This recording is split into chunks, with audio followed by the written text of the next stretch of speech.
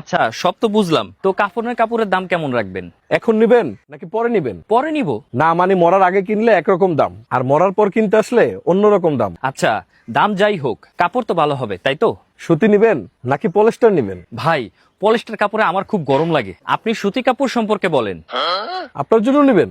হ্যাঁ ভাই, মৃত্যুর পরে কারো বোঝা যাতে না হই। আপনার কথায় তো যুক্তি আছে। ভাই, কবরস্থানের জমি 20% ডিসকাউন্ট চলতেছে, বুকিং দিবেন নাকি? কি বলেন ভাই, কবর দিতে টাকাও লাগে? ভাই, এদেশে জন্ম নিলেও টাকা লাগে, মরতেও টাকা লাগে। আচ্ছা বুঝলাম, দাম কেমন? পার স্কোয়ার ফিট 50,000 টাকা চলতেছে। আপনি যদি 50 স্কোয়ার ফিট জমি নেন তাহলে 25 লাখ টাকা। তবে আপনি যদি এখন বুকিং দেন তাহলে 20 লাখ টাকা লাগবে।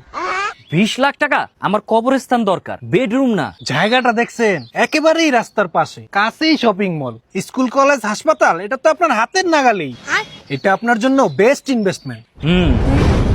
আপনার কথা তো ঠিক আছে, তবে আমার সামর্থ্যটাও তো আপনাকে দেখতে হবে। আর যাই বলেন ভাই, কথাটা কিন্তু আপনি ঠিকই বলছেন। ভাই, দামটা একটু কম রাখা যায় না? না না ভাই, 20 লাখ টাকাই ফিক্সড। তাহলে 25 স্কোয়ার ফিটের দাম কেমন হবে? না না ভাই, 25 স্কোয়ার ফিটে মৃত ব্যক্তি থাকতে অনেক কষ্ট হয়ে যাবে। ভাই, মজা পাইবেন না।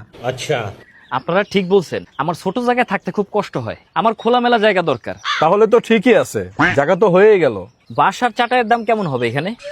ভাই, কাঁচা বাঁশ নাকি পাকা বাঁশ? কাঁচার পাকা বাসের মধ্যে পার্থক্য কি?